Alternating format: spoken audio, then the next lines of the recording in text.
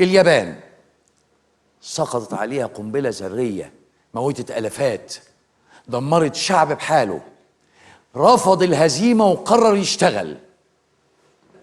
بقت اليابان يتضرب بيها المثل في العمل. في اليابان اللي بيسيب مكتبه بيروح على لوحة كده ويكتب قدام اسمه هو فين وهيرجع امتى عشان محدش يدور عليه ويقف متعذب مستنيه. الناس بتحب هناك الشغل لدرجة الموت. بيعانوا هناك من الكروشة. كروشة بمعنى الموت من كتر الشغل، بينما احنا هنا بنعاني من الكروشة.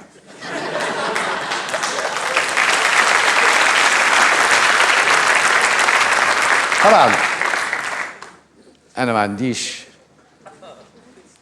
بس الكرش هنا بيطلع من عدم الشغل والانتخة.